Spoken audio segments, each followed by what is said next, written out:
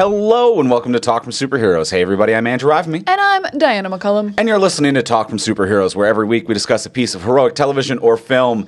And this week on the podcast, we are going to be talking about True Lies. True Lies. And this isn't intentionally continuing Arnold themes. No. This is unintentionally continuing Arnold movies? Yeah, we're doing some James Cameron stuff in the build-up to the new Avatar film. So we're looking at some James Cameron works. But as we've discussed, it's been like a hot month or so for things influenced by Arnold. Yeah, we had Running Man, and we had an Alien movie, or a Predator movie. So we didn't do a Predator build-up because we didn't have enough time, but that would have been another Arnold movie. Yeah. So we've got, Running Man, Predator film, and now meant to be a James Cameron thing, but we got a little Arnold coming in. He's here for us. He's always nice to fall back on. He's always been here. He's big, and you can grab you. He's huge. He's huge. So we're talking about 1994 True Lies. We will be joined by a guest, friend of the podcast, fantastic comedian and actor Foad HP. Let's get into the episode. Let's talk about True Lies. Let's get into the lies.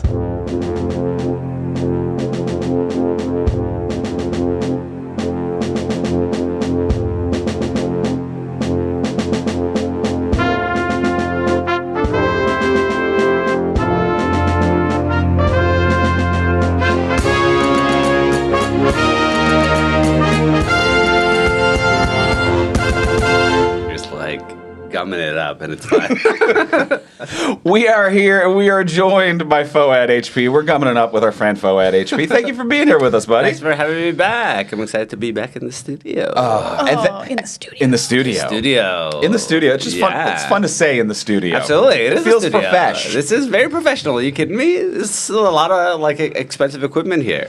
We've done very well with our dining room we don't use. Yeah, you have. Who needs a dining room? It's 2025. Who eats anymore? Who's dining anymore? Who's got money for groceries? Not me. Not us. We're podcasters. What do I look like? Stanley Tucci? I'm not making anyone dinner. Absolutely. No. And what's Stanley Tucci hawking now? I saw him. He's like selling pots or something. So even Stanley Tucci is struggling. He needs to monetize his hobbies. Even Stanley Tucci is like, I like cooking, but could I monetize this? Eat, man. You know. You got it. You've in many ways you have when you're selling pots, they give you the food for free. Yes, that's how it fill works. the pot. It's mandatory. Okay. So this is all checking out. Well, thank you for watching True Lies to be on the podcast. Classic. It's a classic. Let's start with the simple question. Let's go around the table. Start with you, Foad. Did you like it? How did you feel about True Lies? Yeah, I watched it obviously in theaters when I was probably like, I don't know. What was it, 94? 95. So I was like 11. And yeah, I remember loving it. I remember being a little like weirded out at parts. I'm like, what am I feeling right now? I see. The awakening. Yes. But also in other ways. I'll talk about that later. But on a second go around as a more mature man, I thought it was pretty good. I thought I don't remember this well. I didn't remember this well, but Tom Arnold steals the show. That guy is hilarious and just like crushes every scene he's in. He's so funny. Yeah, I've seen Tom Arnold in other things, and I feel like he's never this funny. No, absolutely not. No, he's quite like insufferable. But in this, he is incredible. Because I think it's very like self-aware writing for Tom. So he's like leaning into his kind of like smarminess, but also like reeling it back when being called out on it. So I thought he was like amazing. But yeah, great movie, really fun. I agree with you on that. Yeah, there's something special about Tom here where I kind of forgot that and rewatching it where I'm like, because you kind of compress in my head when someone says Tom Arnold, I compress everything he's ever done into like one 20-minute existence, and I don't really think of different roles or parts. But this is something a little bit different, and yeah, it stands out. And similar to you, I like it. I think that this movie it works really well. It's for 94. I'm like, some of these visual effects are truly bananas. What you've accomplished and done. Yeah. The comedy works, which like not only on the Tom Arnold tip do I not think of his comedic roles to be this restrained. Yeah. I also don't think of James Cameron to be a comedic director, but I'm like, the editing and pacing's really good for comedy too. this movie rips. Yeah. Diana, what about you? How do you feel about it? It's pretty much a love for me. This is another Arnold one that I watched a lot as a kid. I've slowly realized as an adult that I'm just a huge Arnold fan, and I'm realizing how many Arnold movies I watched over and over as a child. I've seen this movie like 8 times. Oddly enough, I didn't remember anything about the horse chase, though. I don't know why that had been like stricken from my memory. I also totally forgot about the horse chase. That's crazy. Same. Yeah, I don't know why that didn't stick out as like, he's on a horse. But I love this movie. It's weird because, like, structurally speaking, it's a mess. Yeah. Like, there's 3 action sequences before the plot of this movie starts about his wife. And that doesn't make any sense. But also, it absolutely works at the same time. So who gives a shit about plot structure, I guess? But yeah, I think it's wildly funny. I think it's super entertaining. I think it does a lot of really new things for 94. And it's just kind of like this incredible tone that doesn't happen of being an action comedy that's not really a comedy, but it's wildly funny. Yes. At the same time. And also, yeah, the effects are just insane. Absolutely things as a kid I would have just been like, yeah, it's probably just a real jet and that's easy to do. And like now as an adult, I'm like, oh my God, was that a real jet? What? How did James Cameron do that? Did he invent some sort of camera technology again? Yeah, he's always inventing stuff. He's like, I invented jet dangling technology where I can dangle jets around buildings That's now. right. I mean, he did do that. So they built a replica of the jet and they hung it from a crane. Okay. But they hung it from a crane like high in a building that was under construction. And then so like smashed it through the window. So like Arnold's really in it. It's really high up. It's hung from a crane. That's wild. So yeah. Well, so all right, so let's start. I mean, we touched upon it. I do want to start on weirdly the Tom Arnold of it all. I'm cool with that. You're cool with it's that? It's a standout. He's funny, and he's not annoying, and he has been annoying, and I don't understand how he achieves it here. It's so different. Is he not annoying because he's like only peppered throughout the movie? He's not constantly there. Yeah, I think it's a combination of things. One, I think it's the him in bite-sized pieces. Like you get him a little bit, and they're like, okay, see you later, Tom. Which is you don't like, get overwhelmed. Yeah, small doses, so good. But on top of that, I think every time he gets like really annoying and pestery, Arnie acts as like our straight man, our voice. He's like, shut the fuck up. And he's like, yeah. And he's like, yeah, I also want to punch Tom Arnold right now. yeah. Interesting. So it works really well. Because then Tom gets to lean into his like, I'm annoying, aren't I? I'm annoying. And then Arnie's like, shut up. When he gets his comeuppance. When Arnold punches the window out of the car, and he's like, there's a page missing. It goes from 6 to page 8. And it's like, I don't know where that is. Smash. Yeah. And how long it sits in silence before Tom Arnold is like, here's the page. Yeah. No, he might. It's not going to help. No. Or whatever he says. He might also be really shining because he like James Cameron does a million takes, and he let him do a different line of dialogue, a lot of takes. He said the one line that we love, which is, I remember the first time I got shot out of a cannon, was like the 50th time they did that scene, which is crazy because it's such a simple walk through the kitchen scene of him and Dana. But he's like, yeah, that was like the 50th take, and they used that one. That's so funny. So he just said something different every time he came into the kitchen.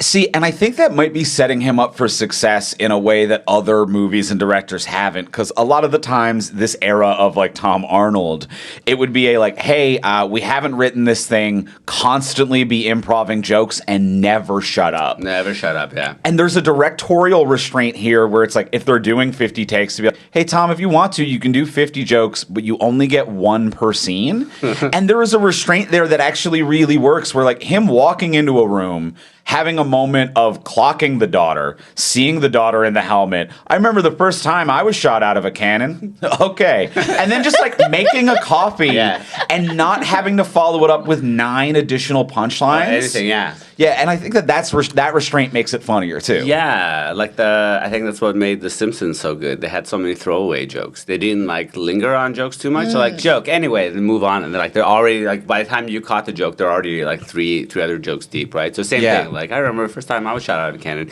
and just moves on right away. Doesn't give any more time. Isn't like, oh, Evil Knievel over here. Oh, what do you need? Who's your wife? Annette or whatever, you know? Yeah. Yeah, that would have been worth keeping, actually. Bro. That's funny. But instead, he's just like joke. He's like, anyway, Harry, we gotta get to work. Yeah. The plot of the movie. The plot of this movie is happening. So Yeah. let's keep it brisk. Absolutely. You mentioned Tom Arnold's career in like a 20-minute span in your head. And is it weird that when I think of Tom Arnold, literally the only thoughts I have is the movie The Stupids? The stupid. I don't think I've ever seen The Stupids. It's very bad, and you shouldn't. But he's the lead of it, and it was bad. And I'm like, so Tom Arnold's bad, and I can't remember Tom anything Arnold else sucks, he's been right? in. Yeah. I feel like it's either that, it's like some terrible thing he's done, or Roseanne. Yes. That's how you know I don't him. really remember Roseanne that well. But because he wasn't really on the show, but he was her actual husband. So I Yeah. think that's how like I always remember him. I'm like, oh yeah, Roseanne's husband. That's who that is. It's so fucked up that we were 10 and we knew about the drama of a celebrity divorce Yeah. in the a internet. pre-internet Before era. the internet. That's how much. messy, yeah. That's how messy it was, and how much talk shows couldn't shut the fuck up about it. Yeah. like power of Roseanne. I'm 10 and I knew that they had drug problems in their divorce, and I'm like, I don't know. It's the guy in True Lies. Why do I know that? I'm 10. I'm 10. I really know what drugs are. Yeah. I need help getting the VHS player to work, but I know that the guy on this tape is going through a bad divorce, and that's fucked. Absolutely. You're like, oh, they got drug problems. What, are they sick? Gotta keep taking drugs all the time? What's going on? Get him healthy. Come on. How many Advil can he take? Yeah, what the hell? How much cough syrup do you need to drink? Turns out a lot. A lot. And on the subject of comedic performances in this film, Bill fucking Paxton. Bill Paxton. Out of the park. This is like a weird, like there's a thing happening here where I don't really realize James Cameron's working with the same people several times in this movie, because I'm like, oh yeah, Arnold was the Terminator and then Bill Paxton's in Aliens. But like he's so different in Aliens. He's like, it's a little bit more actiony. And this one, he's just so simpering and such a loser. And he does such a good job. He's having so much fun. Yeah. Dear God, it's such a good performance. He's fantastic. I would say it's kind of like he's two sides of the same coin in Aliens and in Thing, because it's very much like game over, man, game over, like same energy. It's just in this one and in True Lies he like pisses himself, and in Aliens he's like, let's detonate this grenade. Like it's the badass version of that, but it's still like very much the same kind of energy, especially when he's talking about how he tricks the ladies. You just gotta wind them up and then they'll start a mower, man. It's crazy. Jesus, that line was insane. Just a disgusting guy. Oh man. Yeah, that felt very much like in line with who he was in Aliens as well. Yeah, Like that's you the wanna- same like crass marine kind of like, hey, what's up? Yeah. Does this gross you out? Okay, I'm gonna do it again. I'm a crass idiot who will never shut up. Yeah. That like he is giving performance and writing wise, he is the mirror image of Arnold. He is a guy who is just always saying like made up lies. He's false lies and Arnold's true lies. I don't know. But like he's the exact opposite. Oh, he's the exact opposite, because he is a salesman pretending to be a spy, Yeah. and Arnold's a spy pretending to be a salesman. So that's just very great, easy writing. But also, there's one scene where he's so funny. If you watch really closely, Arnold is breaking and he's laughing. It's the scene where they're pretending to throw him off the bridge and he's in his underwear. Yeah. And Arnold turns to Tom Arnold. It's weird they're both named Arnold. Arnold turns to Tom Arnold like he's laughing at Bill Paxton's character, but Right. you can kind of tell he's laughing at the performance. Right, He's breaking a little, and He's it's like- so good. He's like, you motherfucker. Fuck, that's so I funny. gotta look away. I got a tiny dick. Like Arnold just breaks. I think that was it when he was like, I got a tiny dick, man. And Arnold's just like, you can tell that there that was. wasn't in that the was script. that. Yeah, Paxton was not 100%. meant to say I have a tiny dick to Arnold Schwarzenegger. List of things that you've said to Arnold Schwarzenegger. God tiny damn. dick. I got a tiny dick, man. Yeah, everything loved about it. that character being like unable to be helped as well. Even after everything, the ending of this movie of him still doing the same pickup Yeah, scheme. he's right there. That's such a funny, like, this loser almost lost his life and still has no other options for picking up. Which and is he's great. like serving now he's catering at events. So did he upgrade or downgrade? Because it's like a nice catering event. Oh, But also he went from a car salesman to like this. a catering. So like, Yeah, I don't know does how life much you get better make or worse. as a car salesman. if you're good at it, probably a lot. Yeah, Probably like a he lot. looked like he worked on like a dingy lot too, right? Yeah. So I don't know if there's a lot of money to be made. Ooh, that's an interesting point. See, I just kind of assumed he had like never gone back to work and skipped town out of fear, but is true. now running this scheme True, somewhere yeah. else. Yeah, yeah, yeah. You know, that was kind of what I assumed. It was a different city. I think it was a different city too. I think would it was make a different city, but yeah, I just wasn't sure. I'm like, what's his situation what's now? the deal What's here? going I on can't here? believe he just never picked up a different book about picking up women. No. Like, if you're going to run schemes, there's Yeah. so many. There's the Barney of How I Met Your Mother, like millions yeah. of schemes to run on women. He's like, I've only got fake spy. That's all I have. Yeah, that's There's it. so many other schemes and lies you Absolutely. can tell. I mean, we don't know this guy's origin story. Maybe he had done hundreds of other schemes and he was like, fake spy has a huge success rate. Yeah, or maybe he's just like autistic, and some guys with autism like trains. He's like spies. He's like, Spies. It's all about spies. I know a lot about Spies spies. are on time. Spies meet you where they need to be. it's his train set. Yeah. I understand. You can't fact check my life. Yeah, that's right. I'm a spy. I'm a spy. Whoops. Not a lot of people talk Classified. about the neurodivergent creep world, but Cohan, you're really bringing I'm in some there. new I'm adding perspectives some on it. nuance. I'm like, what's going on with his like life afterwards? Is he neurodivergent? Why is he so fixated on spies? It is kind of like a lot of work for such a guy who seems like such a loser. Like, he has to have like a fake gun in his bag at all times because he doesn't know what woman he's going to pick up. He had those like plane tickets on the counter to fool her that they were going to go to Paris. Yes. Like, Yeah. he actually like put some work in. Yeah, he is the Barney Stinson of True Lies. he is like a couple hairs away from full on Catch Me If You Can. You know what I mean? Where I'm like, you've got fake passports and air tickets and all of this shit. Where I'm like, yeah, you've put the work in. Yeah. You're a good con man. Yeah, the whole reveal with like the suitcase with all the If he put that amount money of and work stuff. into just a real relationship, he could probably just get genuinely laid. Like, clean the house, do some chores, and Yeah. like a woman will fuck you. I think that this is also advice that is true of so many creeps. You know, the amount of work that a lot of creeps put into being a creep, it's like if you put any of that work into being a human, you would do much better. Someone would just find you attractive and Yes. have sex with you. Yeah, Yeah. that's true. Absolutely, I like can the way verify. you put it on a platter. Someone would find you attractive and then have sex with you. That's how it and works. that's the A to B of it all. That's how it works. Speaking of attraction, I didn't really realize until watching this movie that I think my type is just whatever James Cameron is into. Because I've always assumed I'm into like strong female characters. And I'm like, oh yeah, my archetypes are like, it's Ripley, it's Sarah Connor. Get away from me, you bitch. Yeah, and I'm like, I love that. And then this one, I'm like, well, of course, Jamie Lee Curtis. And I'm like, oh my God, I am just into whatever James Cameron is into. Whatever James Cameron He is just feeling. he makes women seem cool. Yeah. He makes them seem cool and sexy. He's good at it. He does the impossible. Like, Well, I mean, like, even though she can't be competent because she's not trained, they don't make her annoying through the whole kidnapping scene. And I actually really like the way Arnold treats her during the whole kidnapping sequence. Because, like, I think a lot of movies would be like, get behind me, stay low, don't do Yeah. anything. And he's kind of just like, she'll probably follow me. He doesn't give her any instructions. He's Yeah. like locked in on the terrorists once they get free. And he's like, and I'm sure she's behind me. She's an adult. She can take care of herself. And Yeah. I'm like, I actually love this level of respect he's giving her during this whole breakout section. it's fantastic. Yeah. So it makes her seem like just cool and competent. Well, they really play the fact that the circumstances are funny enough that we don't need to make her an idiot. Yeah. And they're like, the circumstance is the comedy. She can actually be pretty competent at this honeypot scheme. She can actually be pretty competent at running away, finding cover. And it's like, there's dropping the Uzi or whatever. So it's not Yeah. hyper competence, but it's not idiocy. It's just letting the scene do it. Yeah, and I feel like this movie kind of takes place in. I was talking about having like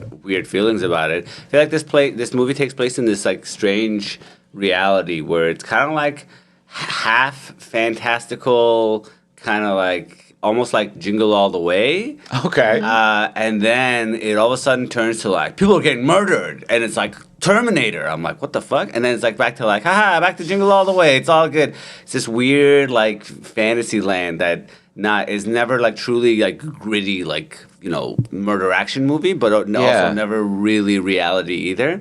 I remember that it kind of gave me the same energy as I don't know if you guys remember Kindergarten Cop, because that was a very like fantastical, like it's not a tumor, and then like the last 20 minutes, it's like we're in a school, we got guns. I'm like, what happened to this movie? That was a real tone for a while. There was a Hulk Hogan movie called Mr. Nanny that was very much the same, where he's like a bodyguard to some kids, and it's like because like their dad's like a dangerous guy. Yeah, white kids, brother. Yeah, but it's Hulk Hogan and like make sure they're white. They were white. Rest in peace, brother. It's Hulk Hogan like shenanigans with kids. It's like Hulk Hogan shenanigans with these kids. And the last 20 minutes is like the dad being like viciously tortured, and the kids have been captured by the bad guys, and it just gets really intense. And so very similar to Kindergarten Cop. Yeah. What is happening in the late 80s, early 90s? Cocaine. It was cocaine. Yeah. I think it's kind of similar also to just like, Karate Kid is like a fun, lighthearted movie, except the bullies try to do an absolute murder. Yeah. It's kind of like... Yeah, 80s was also a big time for bullies doing a full-on murder. Yes. Goonies, there are murder attempts in the Goonies. Yes, it was... So terrorists are just big bullies. Yes. They get to do a full-on attempted murder. That's right. Yeah. And I do also think that, like, we were talking the other day about, like, there's a formula for Arnold movies that has nothing to do with script formula and is just an executive formula where, like, I feel like someone wrote a movie and then executives came in, were like, and at the beginning and the end, Arnold is incredibly violent. Yes. And that's what the movie is. 100%. But I don't think it actually has anything to do with whatever script was there beforehand. No. They're like, okay, we noticed there weren't any big explosions. Can Arnie be walking away from some explosion? Maybe a nuke? If What you if could, we like, have a blew up nuke in the Florida? back. Yeah, that'd be chill. And then he like bangs his wife, and too much. Okay, he kisses his wife in front of in front of a nuclear blast, but they're at the minimum safe distance. They're fine. They won't have any more kids, but they're fine. Yeah. The fact that they keep emphasizing minimum safe distance, where I'm like, I actually think that if a nuke's going off, I want a bone at the maximum safe distance. Yeah. I want to be on the other side of the planet. Yes. Yeah. I don't want to be in the light irradiation zone. Yeah. I don't want to get a sprinkling. No, not a dusting. I mean, Arnold does leave immediately. He leaves his wife there, but he's like, I'm going to get in this jet and take off. Bye. Sorry, Tom Arnold and my wife. Enjoy the nuclear radiation. Oh, my God. Yeah, he takes off. He's fine. It is as much as they're like, no one lives here on this like unmanned peninsula island or that whatever. has buildings. And also no one lives there. Yeah. It is still the ocean off the coast of the United States. Yeah. Like the fact that this is an action movie where he ostensibly wins, but a nuclear bomb still goes off in America. Yeah, off the coast of the States. Crazy. At the same time, though, didn't we used to just set bombs off in the desert? Yeah. All right. True. They do have a minimum distance. It's just fine. That's very true. Yeah, intercontinental. I mean, like it was within the borders. Yeah, the desert can't be that much further than an island that's yeah. off the coast. Yeah. I think maybe I'm just looking at it from a modern lens to be like, you shouldn't do that. Oh, you shouldn't do it. You shouldn't do that. No, it's You bad for shouldn't. the water. You shouldn't. Greenpeace. You really Greenpeace is going to You be. should really, the fish are irradiated. Yeah. Like, don't eat sushi in Florida now, I guess, or whatever. I wasn't gonna anyway. But also, I don't think I wasn't gonna be. Florida's hot for their sushi. No, The crocodiles are going to get real big. Oh, fuck. Huge crocs. Huge. Crocs are coming. Huge. But speaking of the weird tone, I will say this movie absolutely does have just a weird tone in a good way of it's comedy, but it's grounded and realistic and violent. It feels to me the whole time I watch this movie, it feels like a Simpsons parody of a more serious movie. Yeah.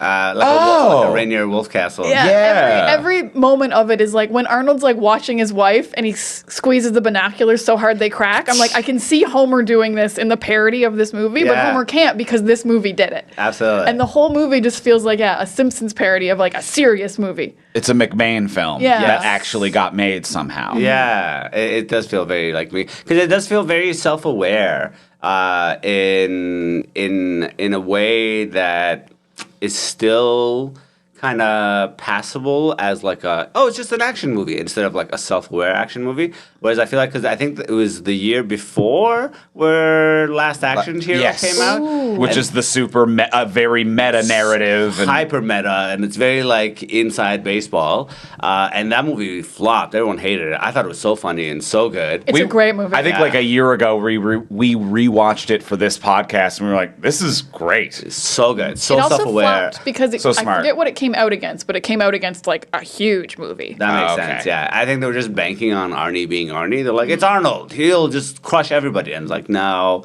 But yeah, it was too smart. So I think True Lies kind of skirted that same line a little bit better, where it was like, it's not as like on the nose. So if you just kind of look at it surface wise, you're just like, yeah, it's just a fun action movie, instead of like a very self-aware. Because like all the jokes they did in that movie are like very self-aware. Yeah. Yeah. It's just a little less. Yeah. Of what Last Action Hero was. I think that makes a lot of sense. It's more about the tropes than about like.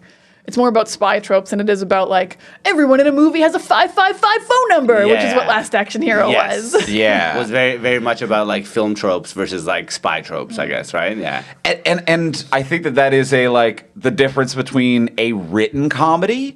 And this is the thing that I was saying is like so impressive about James Cameron as the director of this, to be like, he doesn't normally do comedy and he does it really well, to the point that I think most of the jokes or most of the comedy comes from the edit and the camera work and isn't necessarily scripted. Like, granted, there's, a handful of improvised Tom Arnold lines or Bill Paxton going off script, and that performance is funny, but stuff like the squeezing the binoculars until the glass breaks, that's funny. a directorial and a camera choice. Like, that doesn't necessarily pop on the page when it comes to that. Even stuff like Tom Arnold, taking one of the pages of the transcript and then the smashing of the glass, the pacing of that scene is what makes it funny. Bill Paxton talking about what he does to these women as the camera slow zooms in on Arnold sincerely getting mad is funny, but it's like James Cameron and the editors made this joke. Like, that's where the comedy is. But James Cameron also wrote the script, so.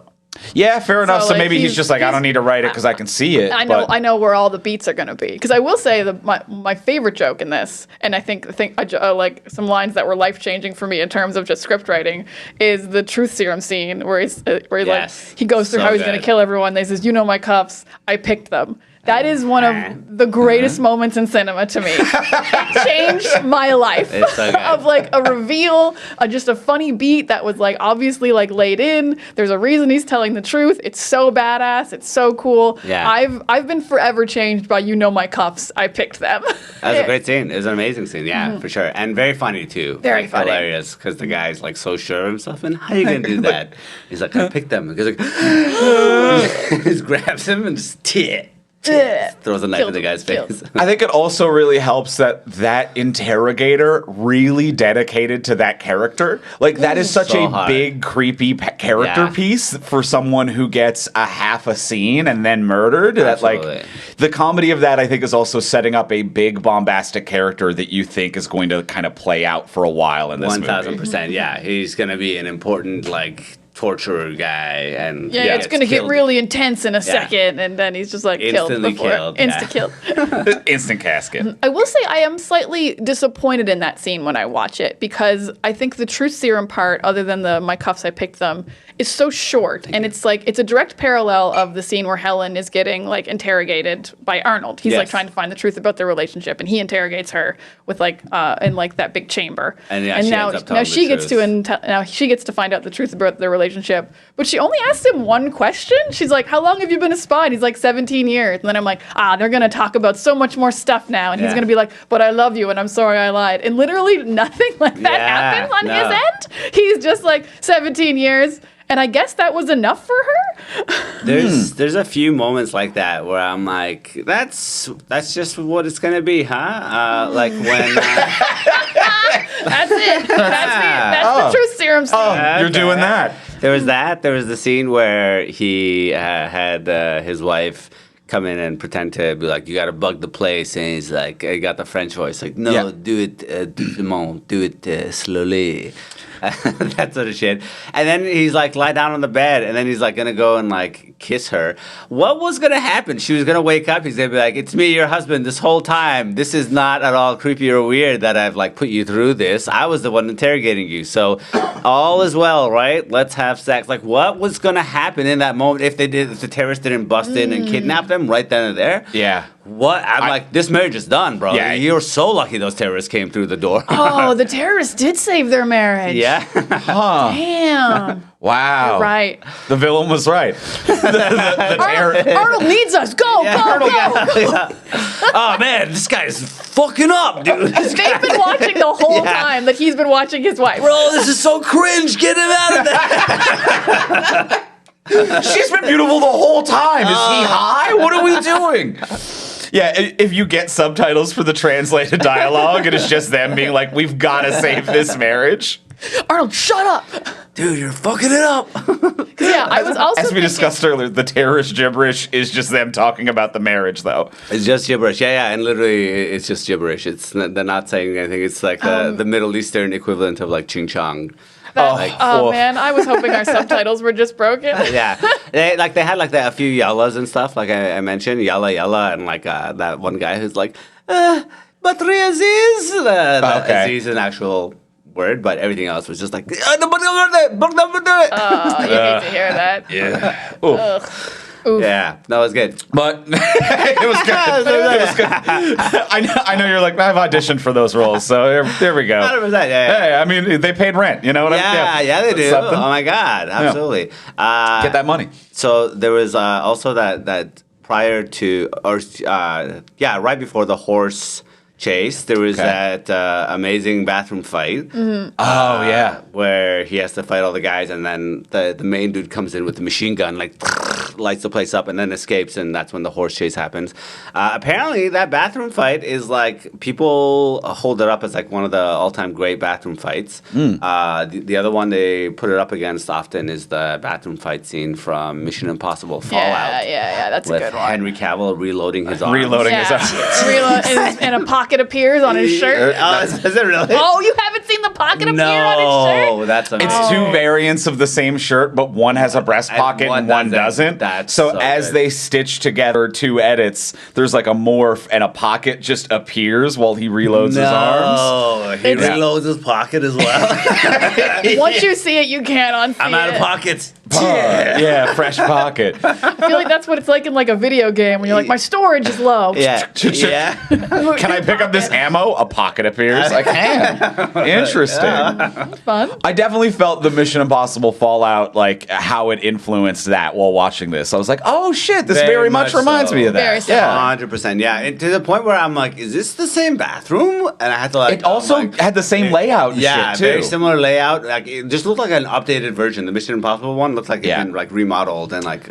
And I think more also modern. there's the black and white opening to Casino Royale of when Bond gets the first kill Yes. is also a kind of a gritty bathroom fight. that Really feels gritty reminiscent bathroom of fight. this. And my favorite, like, actual Bond, like, turn and shoot intro, because it lines up to the whole thing, because he chokes the guy, Yeah. and he's about to leave, and the guy's like, yeah, comes up with his gun, and that's when Bond turns around, pow, and, like, down the barrel. I'm Is like, it "You a worked in." guy thing to have a favorite bathroom fight? Because I can't say I have one. Apparently, it's like a thing, though. I guess, There's like all-time great bathroom fights, and there's like lots of dialogue online and discourse online about what is the best bathroom fight. Okay. Yeah, because I think it is. Because I guess I can think of how many times I've seen just guy on a toilet with a newspaper is kind of what sticks out to me. And like, you know you're getting a good bathroom fight when you got guy on a toilet. Yeah, absolutely. The Right. bystander who's like, whoa, and it's like, and like Yeah. just chaos around them, and they're like, oh. A fight scene that ends with someone putting an out of order sign on a bathroom door, Yes. kind of a thing. Like, yeah, there's options for comedy. 100%. Or like they close the bystander's stall door, like, oh, sorry about that. Just Yep. close it, get out some privacy, or like flush for him, like, oh, Yeah. let me get that for you. Ending on a flush sound is all. Yeah. Yes, ending on a flush is a classic. Especially you leave as soon as you leave, just like flush sound. I can picture the end on a flush, and I don't know what movie did it.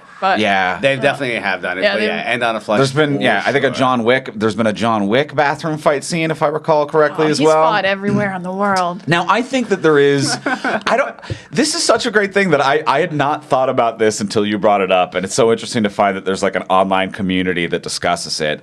I don't know if there's an inherent human nature thing of wanting fight scenes in a bathroom, but it does fit a lot of filmic needs to be like, okay, it is a place with like a lot of props and modifiers for a fight scene to be like, okay, you can knock down a door, you can rip off a sink. Yeah. Added to that, if we break a pipe or do something, we can now have a wet scene, which is also just more dynamic and has more 100%. reflections. It provides a lot of privacy because there's only one way in and out. People Yeah. aren't walking through. I mean, people can still enter, but once you lock the door, it's like Yeah, it's a confined space. There's a lot of room. Lots of environmental hazards, like you mentioned, and like easily destructible Yeah. environment, like sinks and stalls and stuff. It's not like you have to break through walls to damage things. It's very easy to like knock someone into a stall and just like Be like, shatter here we- the whole thing. Yeah, and then good opportunities for comedy and levity to break up the scene for all of the comedic beats we've Yeah. mentioned. I'm like, it really is, as a location, something that hits a lot of needs for a place that you would want to film in. yeah, like big open space. If you just want to do straight choreography, just like behind the sink is always like a Yeah. wide open area. Huh. Yeah, it can really do anything. You can break the mirror if you want some like glass. some if you glass want some stuff, too? You want to do Yeah. some stabs. Okay. Yeah. We need to set a whole movie in a bathroom. I'm realizing that just a long bathroom fight. my Just- dinner with Andre, but it's Yeah. one big bathroom. Yeah. It's just a full single location film. Absolutely. That's fine. Yeah. It's Diane. No. I'll give it like 20 minutes. Okay, you give it 20. A short film. A short film. A short film. film. A short film can be Yeah. set in a bathroom. Absolutely. Yeah. Bathroom fight. Unless it's just some like asshole who just keeps like fighting everyone who enters trying to use the actual bathroom. Like you're just walking in, Andrew, and you're like, I just want to pee, just but wanna you pee. get fucking attacked. And people It's- keep adding into the fight. Yeah. It's John Wick in there, and you're like, I'm just the patron. He's like, you're like, oh, damn. We're all just trying to make it to a urinal. Wick is just nonstop. What the fuck? There are definitely some Be people. cool. Some people at the nightclub are just at a nightclub, Yeah. John Wick. Some We don't people, all work here. some people just want to party. I've been double tapped now. I was just wanted to invited by a drink. friend who I think is into some shady stuff, but I thought it was still just a bar. He said he could get me on the guest list. On that horse chase scene, horse in an elevator is such a fucking funny moment. I really do like that slow elevator ride. That's amazing. The slow elevator ride is very funny. I love that the horse won't jump off the building because, of course, it won't jump off the building. I don't care that it's a police horse, Yeah. Arnold. Yeah. That's Him amazing. trying to get the horse to go for it was the most insane behavior. That was like the opening of the other guys level of Yeah. like, if that horse did jump, You're both we've just dead. witnessed the death of both of you at the beginning of this movie. Just the horse and Arnold dead on the ground. Aim for the bushes. They were the mid-movie, just a horse and a bodybuilder 100%. plummeted to their It would death. be them jumping and then just cut to street level. Just turn to like mush. That also, even just the audacity to be like, all right, horse, let's do it. And the horse being like, are you fucking nuts, dude? Is very like Last Action Hero. Like he doesn't live on planet Earth. You know what I mean? Oh, yeah. For him, that's what I mean of this, like, it's not reality. Yeah. It's portrayed as reality a little bit, but then he'll do like these superhero things where I'm like, that's not a real person. Like, no sane person would be like, all right, horse, let's do it. And the horse has to be the sane one and be like, dude, we're gonna die. I'm not a motorcycle. I'm Yeah. a horse. That guy barely made it. That was crazy. I think that like if this movie continued as a franchise, it would get more and more insane like that. 1 Like billion it %. almost Fast and Furious I was style. just about to say if it continued, it would have Fast and Furious syndrome, Yes. where the first movie is like, can we go fast? And then like by the 7th movie, they're like, could we drive a car through the sun or whatever it is? You know, The like horse makes it to the, space. the horse would be able to make that jump by the 3rd one of these movies. Absolutely. The horse is wearing a sexy dress and just dance. I love you, Arnold. No, it is a woman doing the tango with Arnold, but Yes. then you rip the dress off and the camera cuts back and it's a full horse that they had horse. snuck into the party. I like that. I will say from a writing perspective, it's actually kind of a brilliant way though to have Arnold lose that chase because like it's kind of like what we have in modern movies today where like the heroes like have it in their contract that they don't lose fights like Yeah. Vin Diesel has that other people have The Rock has that So you don't want Arnold to lose because this guy's better than him. So Arnold losing the chase because the horse wouldn't do what he said is such a great, like, Arnold's still really good at his job. The horse just wouldn't jump you guys. Yeah, if Arnold also had a motorcycle, he would have caught that guy. Yeah, it would have crushed him, and none of that would have happened. It's really funny and entertaining, but it also really, like, it just writes into the hero arc so well. Yeah, absolutely. And even just him getting taken captive, right? Probably something that Vin Diesel or The Rock would allow. Like, oh, and then he gets snuck up on and they catch him. And then he breaks free and kills everyone. It's like, no, they sneak up on him and then he kills everyone because no one just sneaks up on The Rock. Right away. I never get captured. Never. I don't sleep. Yeah. So, yeah, it was cool to because also that adds stakes, right? You're like, damn it, now he's still out there, this crazy guy. And, like, they did such a good job of making, what's his face, Art Malik. Yeah. He's got great crazy eyes. Really just like, I'm crazy, so fucking upset right now. Yeah. And it's so funny because he's a English Indian guy. Playing a Middle Eastern. Is he? Crimson Jihad. thousand suns, burning suns. But he's probably like, oh, hi there, it's me, Art Malik. Oh, yes. Oh, you want me to yell gibberish again in this one? Oh, yeah, I can do, mate. Yeah. A child's gonna steal the key I need to set off the nuclear device. Yeah. Fine. Yes, I do know my eyes look like this. Yeah. And so I'll lean into it, yeah. Delightful. Now, what do you guys think? Is this Arnold's best performance? In what movie does Arnold give the best I am actually this character performance? There might be a better one, but rewatching this, I was like, is this it? Is this because he hits the comedy, but he also sincerely feels like he is being this character? And he loves his wife. And they have chemistry. I'm like, everything kind of works here. Yeah, it is probably like top 5, if not even top 3 Arnie performances. But for me personally, because I was getting ready for the Running Man podcast, I rewatched Running Man also. And holy moly, he is so funny in that movie. I forgot how funny he is in that goddamn movie. Yeah, he is good in there. And he just he just hits everything. And to me, it's got to be like peak, especially like when it comes to puns and stuff, like the whole like. Yeah, that's right. Sub-Zero now, Plane Zero. Terrible. It's so bad. But he delivers it with confidence. He sells the shit out. But also the other one where he's like, Killian, I hope you left enough room for my fist because I'm going to ram it in your stomach and break your goddamn spine.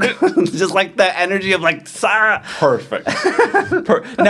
Now, True Lies does have, on the punny level, you're fired while firing someone attached to a rocket. Mm-hmm. That's pretty good. It's really good. Having one strong one that really works with the visual absurdity of a man attached to a rocket being shot through a building into another helicopter full of terrorists is so extra. I like that a lot. But didn't he have a couple other ones? I could have sworn he had one where he told someone to cool off or something. Was that in the bathroom fight? I mean, that was definitely Batman and Robin. Was it bad? He definitely said that. No, that's chill out. Chill out. Yeah, chill. Yeah, chill. What killed the dinosaurs? Yeah, the Ice Age. Obviously his best performance. I would say. Yeah. Of course, me. But I actually, I'm very torn. I actually think Last Action Hero, he's very real and funny and actiony. Oh, yeah. As we already mentioned. I haven't rewatched it for a while, but I always really like Total Recall as well. So good. That's got a lot of layers of he actually has to figure out what reality is. He doesn't know if his wife's real. Yeah. He doesn't know who to trust. I haven't seen it for a bit. That's one I haven't really rewatched good. in at least a decade. But I remember liking it. Paul Verhoeven classic. Yeah. It's part of that he did a sci-fi trilogy. It's not a real trilogy, but RoboCop, Total Recall, and Starship Troopers. And I'm like, those are. RoboCop is the one I rewatched the most of the Verhovens. So good. It's very good. Yeah, Total Recall is my most, but that was in my childhood. I watched a lot of Arnold movies days. Yeah, Total Recall is so good, but also RoboCop, incredible. I'd buy that for $1. So it's like I could get on board with maybe Total Recall if I rewatched it. Maybe that could be Arnold's best performance. You for definitely me, need to, especially if Dana likes to watch it. I think you guys should watch it together. We should mess with that. It's really good. We can cover that on the Come podcast. on, Cohagen, give those people some air.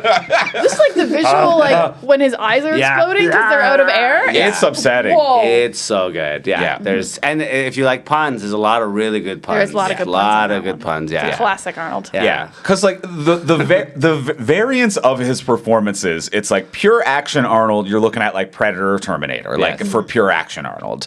Last Action Hero was like really clever and good comedy Arnold, but I'm And like still action. and still action. But like True Lies might be the best blend of like I'm a real person. Yes. I have a sadness. I love my wife. I'm also an action hero. Like you kind of get to do a little bit of everything in True 100%. Lies. I think it's to do a bit of everything, and also it's like it's James Cameron. He's bringing out the best of everyone he works with. So True. it's his best opportunity to give his best performance. Watching this movie, I really like. I know I've already thrown some love for James Cameron in this to be like the action's good, the visual effects are incredible, the visual style of the comedy lands, and I'm like, man, I'm so fucking sad that you've decided to spend 30 years only making Avatar. I'm like, you doing different weird shit. Like True Lies is so different from your other films, and it pops so much. I would like to see James Cameron do something different again. Please. It is upsetting to go through his IMDb and be like, oh my God, they're all so good. True Lies, Aliens, but then like Titanic. And you're like, what's Titanic doing Yeah. here? Other than the fact that he loves water. Yeah. The Abyss, also water, but like actiony and sci-fi. And then, just 30 years of Avatar. It's like, just one was fine, man. Yeah. Speaking of Abyss and water, there's a scene in Abyss where it's like near the end of the film. I think it's Ed Harris and I can't remember her name, but they're like the water level's rising and the water gets on the lens. And the take they used, you see James Cameron wipe the lens. He's just like, "Ee." No. And it's in there. Yeah, it's crazy. And like I don't know why I've seen it, and it's so crazy because once someone points it out, you're like, oh, so obviously a hand going like me, like mid take, but it's just in the movie and like nobody noticed because his DP was like, that's crazy, dude. You can't just wipe the lens like mid take, and he's like, no one's gonna know, it's fine. And they just used the take, and nobody called it. No one was like, in the Abyss, there's a scene where like it's like a thing that people Because it's caught so later. close and out of focus, it might just look like a lens flare or like a white blur going 100%. past or And whatever. like everything's super blue because there's water everywhere. So it's Yeah. like it's just like a blue cloth, and you don't really see his hand. You just kind of see the cloth like go across the lens. Huh. But yeah, that guy's absolutely fearless. He's just he's crazy. I guess they didn't expect to get that camera wet, or they did. I only found out You got to expect to get the camera wet, especially in when the you're Abyss. yeah. But I only found out recently. Maybe they didn't have this technology then of like how they keep the lens dry on like full rain shoots and stuff like that. Because sometimes there's the hood or whatever if you Yeah. can control the rain. But if it's natural rain or windy, the spinning lens cover. Have you seen this fucking thing? No. It's like you know how you can get like a lens filter, like a Okay, piece yes. of glass that goes over the front of a camera lens. Yeah. And you can get those that are like UV filters, like sunglasses. You can get different effects. But there's ones that it's just glass, so it has no visual effect on the image, and it's attached to a motor that spins it really fast. Oh. So it's spinning at a incredible speed, and due to centrifugal force, water can't stick to it. So you can have it in an absolute windy rainstorm, and water hits it, and because it's spinning, So it fast. just shoots it right off. Right. So you never even see water settle. It always looks like a perfect clear pane of glass, and it's moving so fast it has no visual artifacting either. On the actual lens. Yeah. So it's just a circle of glass spinning at such an incredible At a speed crazy that high water speed. can't stick to it, and you can't see it at all. That's wild. And I only saw I only saw this recently, and I was like, "What? Have we been doing this the whole time?" Yeah, that's insane. That makes sense, but it's blowing. I can't wrap my head around spinning and that fast and being invisible, and I don't know why, even though I know glass is clear. Yeah. It's fucking me up. Yeah. We got to change topics. I'm messed up now. Yeah. No, So I guess I keep trying to picture it, and James, it's fucked. no, it's fucked. Well, James didn't have that at the time. Oh, okay. At the time of the Abyss. He just it had a was piece of cloth. And now Avatar, it's the computer's digital. I don't know. Yeah, I None don't of even it's- know how none of much it's real. actual water's around. I don't even know. It's an animated film. What are we doing here? But I agree. It was nice to see Arnie have like the arc of like, oh no, things aren't so good at home when he finds out about the whole Bill Paxton arc, and so it was cool to see him have that range of like, yeah, invincible spy, but also a little heartbroken. wow. Yeah, he realizes that he loves his wife. It is kind of interesting that he doesn't actually end up changing. His No. wife does. Yeah. Like he doesn't become a better family man. His wife becomes he a just spy. sucks them all into his terrible life. Yeah. He's like, what if my family, I stopped lying to them and they were like, cool, let's all do that. Yeah. What if we Well, became the Spy Kids family? Listen, it's like you said, the structure is horrendous. It literally shouldn't work. Yeah, no, because like you're right. He's the one who's supposed to have like a change, right? He's the one like, oh, going out tonight. Are you going out spying? Yeah, sorry, or whatever. Like being on, as opposed to being like, let's go. We're doing this together now, and sucks Yeah. her in. Yeah, the change should have been in any other movie. The change would have been like they call and he's like, "No, it's game night with my family." Yeah, exactly. And he hangs up the phone. But in this is such a trope reversal of a trope that doesn't even exist.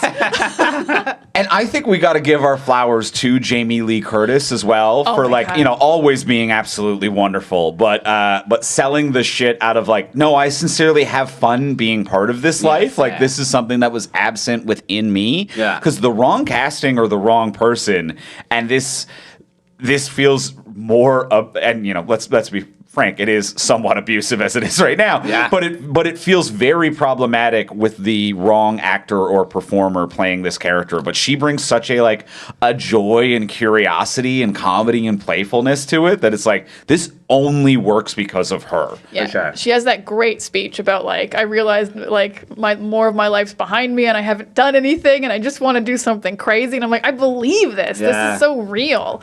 This is such like an actual thing people feel in such a silly movie.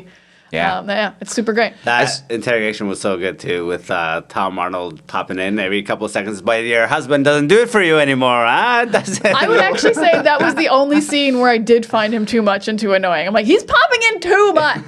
This is about Arnold fixing his marriage. But I think that's the whole point, right? Is like he's being annoying, and then Arnie having to like shut him down every time. But yeah, like really just being a grating, smarmy piece of shit. and her flipping and smashing the window and stuff. I was like, this woman rules. And Jamie Lee Curtis is playing every facet of this character really well. Yeah, of like, 100%. I still love my husband. I'm curious about a more interesting life. Don't you say shit about my family. I will smash this fucking window. I'm like, I'm coming through. you're so cool. Yeah. She's so cool. And the way she plays, like, I'm definitely inherently sexy because I'm Jamie Lee Curtis, but I'm like just like a regular housewife legal assistant, and I don't embody my sexiness. And the way she like just builds it slowly throughout that like stripping scene, and you find her sexiness and her agency and her freedom. It's like it's so sexy in 8 different ways. Like 19 different ways. 19? So, yeah, I'm multiplying. It's so sexy. It's Jamie Lee Curtis. She's beautiful. She's sexy. I actually felt that it was very much a female equivalent of, we've all seen like, the dumb trope of like glasses, hair up, not pretty. Glasses off, hair down, pretty. It was more than that. It actually felt to me more equivalent to like a female Christopher Reeve Superman, to be like you actually embodied the character with a different weight and movement. For sure, yeah. When you were the nerdy it wasn't just hair and makeup that changed it. You embodied it as Yeah, a like no, different her whole person. body was tight. She was always holding herself in, and then when she like got in that dress and got a little loosened up, like she just extended more. Yeah, she took up a lot more looser. space. Yeah, 100%. Yeah. Even though she was like being kidnapped, I'm like, you still feel looser, girl. Yeah. You feel like you're having fun. Yeah, and she was loud, right? She got a lot louder too once that started happening, because prior to that she was very quiet and Yeah. meek. Yeah, like you said, taking up more space. Yeah, I like that, both emotionally and physically, taking up more space. Yeah. I think that as great as Arnold is, and we've given him a lot of credit here, I think this movie could work with other male actors in that lead role. I think the whole thing falls apart if it's not Jamie Lee Curtis as this character. I actually can't imagine someone else who could sell it, at least not of that era. I feel like maybe like 5 to 10 years later, Sandra Bullock could kind of pull off something like this. Ooh, Sandra Bullock could do it. But in 94, I can't think of anyone else who could have done that role. No, that's fair, especially because sometimes it's weird that Arnold's so big because the script doesn't actually need a very big man. I think we talked about that in Jingle All the Way. It's weird that no one ever acknowledges how big Arnold is when he's just genuinely a mattress salesman. Like, why do you go to the gym for 8 hours a day, man? But this one, like, you can be a spy and not be huge. Like, Tom Cruise is already a spy. It actually makes more sense to not be huge. You'd be way less noticed. Yeah, you don't want to walk in a room and have everyone be like, who's the giant human being who just walked in? Like, if you're the size of Arnold, you should be sneaking in everywhere as security. Yes. You shouldn't be sneaking in as a guest. You should be like, I'm that guy's security. Absolutely, what are you talking about? I'm a bodyguard. I'm this. Yeah. Instead of being like, no, I'm just a guest who works out and takes steroids.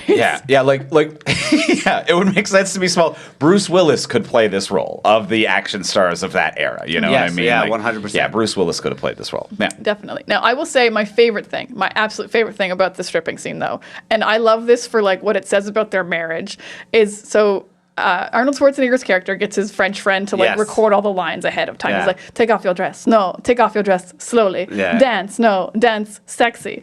And what is so great about this is it means Arnold's character knew his wife would not dance sexy the first time he told her to dance in a striptease. He's like, well, when you tell her to dance, she's just going to do like a mambo thing. Yeah. It's going to be really embarrassing. So then you have to tell her to dance sexy.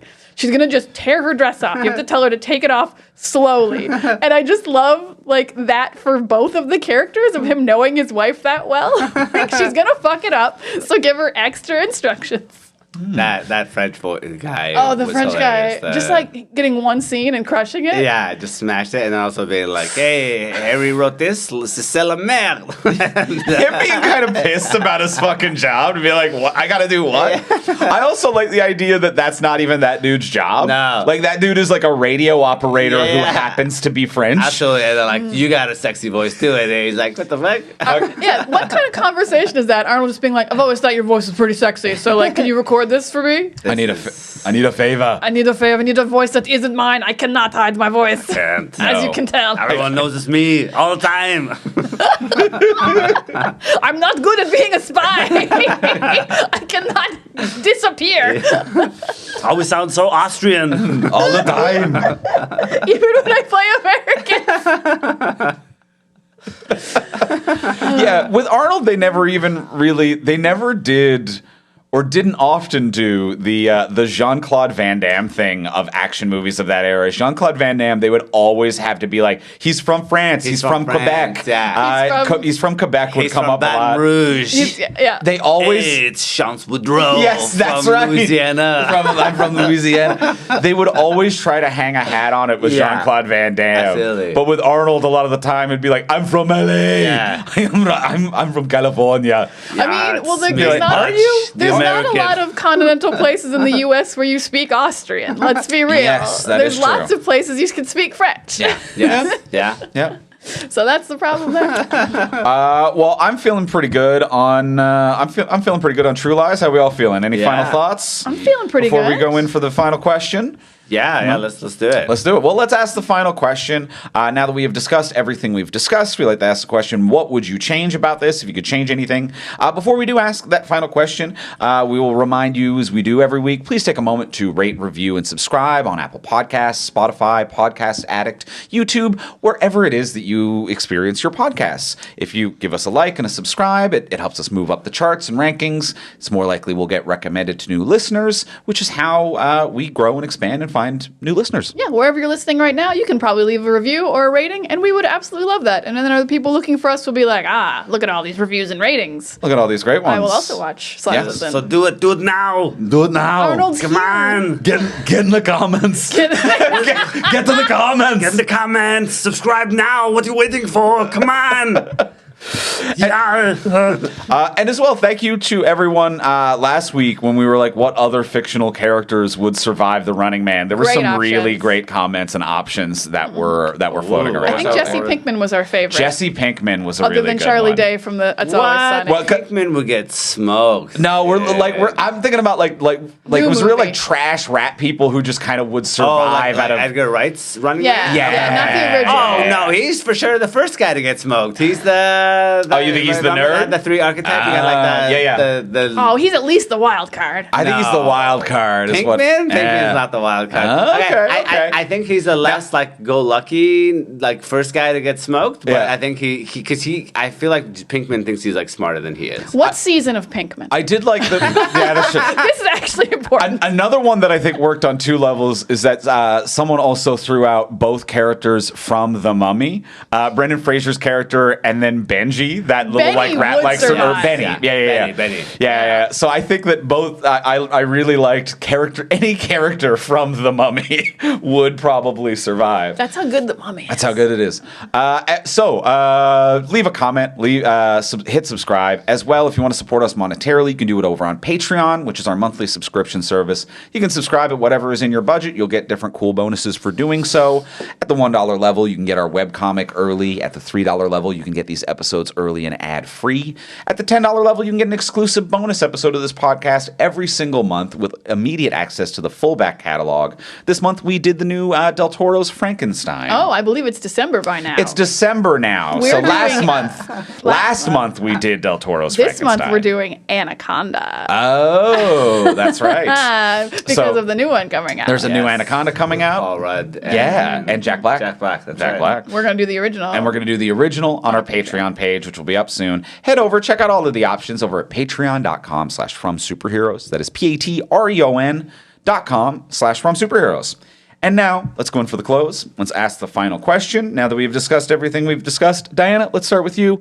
What would you change about this if you could change anything? Not a whole lot. Very good movie. The interrogation scene with the truth serum would be a little bit longer and be more about their relationship. It bothered me. She got interrogated for like 8 minutes, and then he was like, "I've been a spy for 17 years," and like wasn't anything about their relationship, and he'd been truth serum. That was the time. I think there is a moment when they're like escaping together. When she's behind him, she could just be like drilling More off questions. questions, Like, what about yeah. this? And he just has to He's answer. still truth serum. He's just answering while they're doing stuff. He's just like because they're just like running around like surreptitiously until they get caught. And Yeah, stuff, like, right? did you sleep with Tia Carrere? Did you do that? All No, but I was thinking about it, and it's Yeah, like, which the is fuck? too Where's the second part? Don't qualify it. Like, So I would like that scene to be longer. And then I do think just structurally there being 3 action scenes before this movie really starts about like his wife stuff is too many. So I don't know which one to cut because like they're all really good, but maybe we could just shorten a bunch of them because there's the whole like coming out of the water.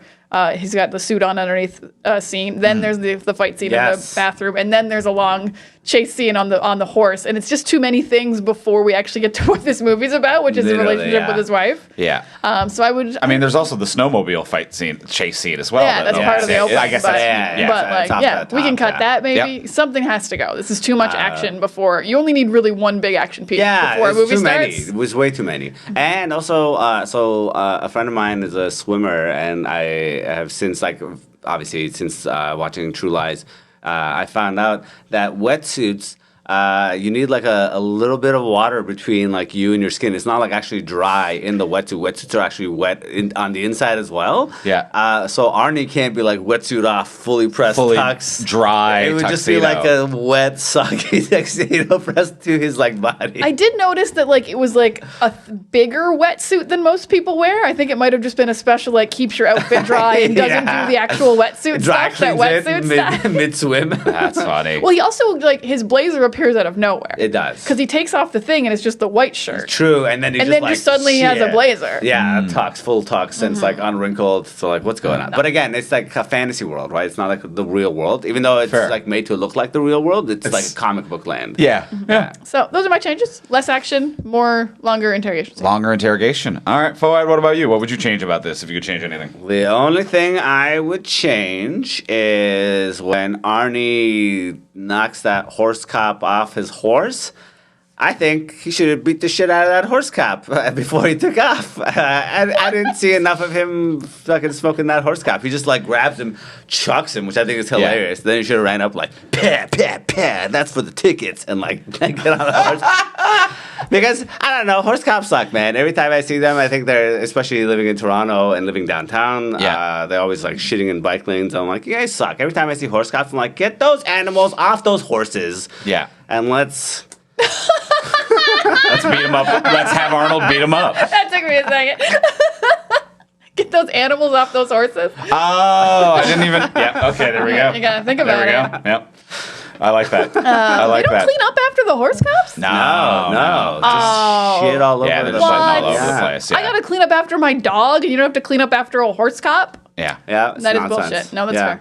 Andrew, So what would you change? more horse cop hate. More horse cop More hate. I hate like on horse it. I like because it doesn't even really come up that like they never send the cops after him as well. There's no like I'm radioing in a guy stole my horse and I'm a horse cop. And then you could have like the confluence of events of like now I'm chasing a terrorist and cops are chasing me, but I don't have time to identify myself as a spy. Yeah. Well, you work at Omega Faction, the very Omega real. Faction. Right. That's Very, right. very real. Very, very They real. definitely would be like, oh, well, if you work at Omega Faction. Yeah, I mean, then it you're couldn't- fine. Couldn't Like- even been like a throwaway joke with Tom Arnold at some point and be like, you knocked out a cop. It's like, it's a horse cop. It's not a real cop. It's not a real cop. He's like, I needed the horse. I need the horse. The real cop is the horse. The horse is the good cop. That's why it's called a horse cop. If there was a dog, I would have taken the dog. So my change, it would be a simple one on the subject of Omega Faction that they work for.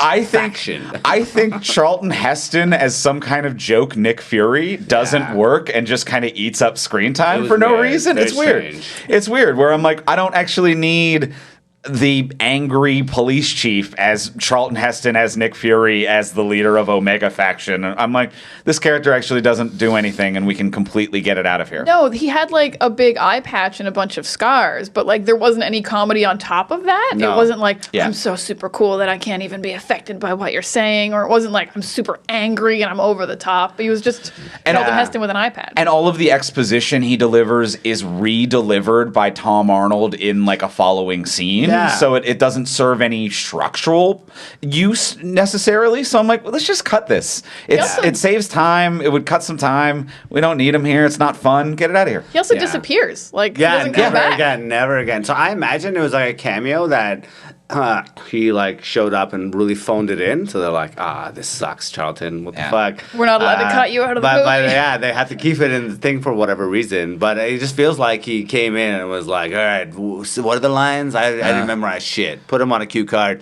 Meh. All right. Put Give 'em me on the money. papers on the table or whatever. Absolutely. Yeah. I don't have time for this shit. I'm trying to get paid. It's like, at that point. You got to get paid. I at least agree with the gotta get paid. You gotta get paid. You gotta get paid. You gotta get Don't paid. agree on that. You gotta get paid. Well, I think we've done it. We've changed it and made it better. That will do it for us this week on the podcast. Next week on the podcast, so we're building up to the new Avatar. Next week we're doing Scrooged, but then the week after we'll be talking about the new Avatar film with more James Cameron. So that's what we got coming up. In the meantime, Foad, where can people find you? I am online at Foad HP, and my first feature film, Strangers in a Room, is on Tubi. Ooh, we have Tubi. We have Tubi. Yeah, you can watch it for free. Tubi's great. Yeah. should do that. Yeah. Yeah. Strangers in a Room. Yeah, Strangers in a Room. Check it out. Well, Awesome. And thank you for being here with Oh my us, God, buddy. thank you so much for having me. It was so much fun to be here. Back in the studio. Back in the studio. Thanks for watching multiple Arnold movies. Yeah, oh my God, my pleasure. It was so much fun because I was rewatching Running Man. And like, I think halfway through, I was like, wait, I'm supposed to be watching True Lies, aren't I? What did I do? You got lost in the I sauce. got lost. You It got was too lost. good. You got lost in the. It's too That's good. a fun mistake to make. Yeah. it Then was you so just get much to fun. watch Running Man, This- and you get to see Dynamo. This is a man Yes. of your heart, someone who Yes. loves Arnold movies. Dynamo was amazing. I think it was around the part where Buzzsaw's like, Saw's a part of me, and I won't make it a part of you. And he's like, no thanks, keep it. Ah. Split. Yeah, you you have gotta to split. Yeah. Oh, Split. Oh, and then also the ending was so crazy. I did not get this as a kid, where they go to like the upload center, and then she's like, "But wait, here's the real Bakersfield massacre video that shows that he didn't want to kill him, and like they doctored it." And he's like, "Where were you hiding that?" And she's like, "None of your business." Wink in my pussy. I'm like, okay, guys. Okay. Bill Paxton rolls in. Is gross about it. That's right. Yo, I saw her suck star tomorrow. Oh no, Bill Paxton, you're so funny, but you're so funny, but also why? Oh, R.I.P. Well, let's One of the greats. One of the greats. Let's get out of here. If you want to hit me up, you can find me online most places. I'm at Ivimey, Ivimey. You can find me at Words of Diana. And you can find both of us at From Superheroes and check out everything we create over at FromSuperheroes.com. And we'll talk to y'all next week. Bye.